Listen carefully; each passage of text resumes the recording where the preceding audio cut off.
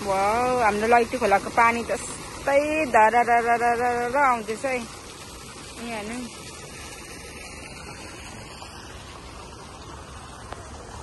हाम्रोतिर चाहिँ यस्तो गार्डन हुनुपर्ने हो नि खासै गरी भने चाहिँ। अब दिदीलाई दिदी हेर्नु न पोस्टको लागि खडा भएछ। पोस्टको लागि बसेको हेर्नु नि। ओदी हाम्रो त्यो उहाँको खोला जस्तो छैन भन्नु त। तेल खोला, लैती खोला, डिस खोला है। यो चाहिँ त्यो हाम्रो ड्याम हुन्छ नि, ड्याम त्यो उयस पानी रोक्ने खालको ड्याम। त्यस्तै ड्याम माथिबाट पानी चुहुँदै रहेछ हौ। माथिबाट हेर्नु त पानी चुहुको। वाउ